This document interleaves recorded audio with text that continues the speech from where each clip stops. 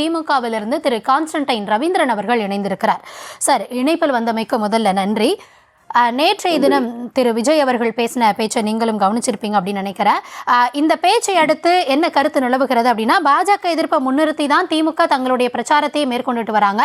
அப்போ அதே நிலைப்பாட்டில் விஜய் இருக்கும் பொழுது அது கண்டிப்பாக திமுகவிற்கான அந்த ஓட்டை பிரிக்கிறதுல தான் அந்த பாதிப்பை தான் இது ஏற்படுத்தும் அப்படின்ற விமர்சனத்தை முன்வைக்கிறாங்க. இதற்கு உங்களுடைய பதில் என்ன? அதாவது பேச்சுவாக்கில் பேசுவதையெல்லாம் நம்புவதற்கு தமிழ்நாட்டு மக்கள் ஒன்றும் அரசியல் அறிவில்லாதவர்கள் அல்ல. பாஜகவை எதிர்க்கிறேன் என்று சொல்லி பாஜக இதுவரைக்கும் நமக்கு செய்த எதிரான, தமிழர்களுக்கு எதிரான, தமிழ் மொழிக்கு எதிரான, ஏன் ஐயா பெரியாருக்கு எதிராக, பேரறிஞர் அண்ணாவிற்கு எதிராக நமது பாஜக செய்து கொண்டிருக்கிற அட்டூழியங்களை எந்த இடத்திலாவது விஜய் நேரடியாக கண்டித்திருக்கிறாரா? அது இல்லை. அப்புறம் நான் பாஜகவை எதிர்க்கிறேன் என்பதில் என்ன நியாயம் இருக்கிறது? எனவே எங்களை பொறுத்த வரைக்கும் அன்றைக்கு அவர் துவங்கும் போது கள்ளக்குறிச்சி பக்கத்திலே சொன்னார், திமுக அரசியல் எதிரி, பாஜக கொள்கை எதிரி. முதலில் கொள்கைதான் ஒரு இயக்கத்திற்கு முக்கியம். அந்த கொள்கைக்கு ஆபத்து வருகிற போது விஜய் எங்கே இருந்தார் என்ற கேள்விக்கு விஜய் தான் பதில் சொல்ல வந்தோம். ஏதாவது குரல் கொடுத்திருக்கிறாரா?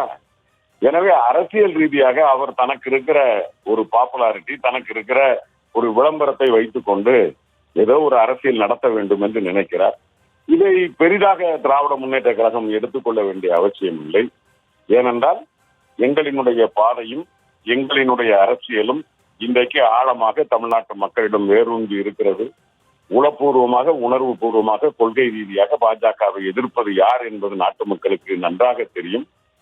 திமுகவை எதிர்க்கிறேன் என்று சொன்னால் இன்றைக்கு ஆளுங்கட்சியாக இருப்பதால் மக்களுக்கு சில நேரங்களில் மற்றவர்களுக்கு கிடைத்த நன்மை தனக்கு கிடைக்கவில்லையே. இந்த ஆட்சியிலே நாம் சிலருக்கு செய்திருப்போம், அது சில பேருக்கு கிடைக்காமல் இருக்கலாம்.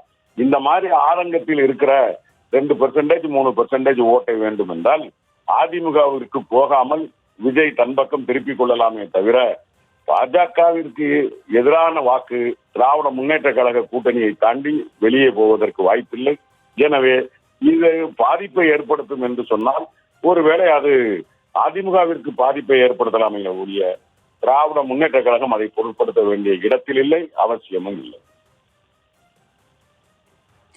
சார், அதை பொருட்படுத்த வேண்டிய இடத்துல இல்லை அப்படின்னு நீங்கள் சொல்கிறீங்க. ஆனால் 200க்கும் மேற்பட்ட தொகுதிகளில் வெற்றி பெறணும் அப்படின்னு திமுக தலைமை தொடர்ந்து பல இடங்களில் கூற நம்ம கேட்டிருக்கோம். அப்போ நீங்கள் சொல்கிற மாதிரி அதிமுக பக்கம் போகக்கூடிய வாக்குகளை அவங்க பெறலாம் அப்படின்ற ஒரு விஷயத்தை பார்க்குறோம். அதாவது பாஜகவுக்கு எதிர்ப்பு மனநிலை, அந்த வாக்குகள் திமுகவுக்கு தான் முழுமையாக வரும் அப்படின்றது நம்மளால சொல்ல முடியாது இல்லையா? அந்த வாக்குகளையும் அவர் பெறுகிறார் அப்படின்ற பட்சத்தில் அந்த 200+ அப்படின்ற திமுக அந்த கனவை உடைக்க ஒரு வாய்ப்பு இருக்கு இல்லையா அவருக்கு?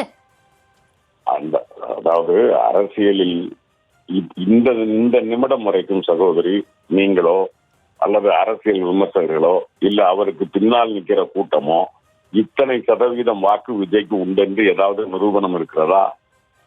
சார், அதேதான் கேள்வியாகவும் இருக்கு. ஏன்னா அவருக்கு எவ்வளவு % ஆஃப் ஓட் இருக்கு அப்படின்றது தெரியல. அதுதான் இப்போ, அதாவது இதை எப்படி நம்ம எதிர் திசையில வைக்கிறோமோ அதே இந்த பக்கமும் வைத்து கேள்வி எழுப்ப வேண்டி இருக்கு இல்லையா?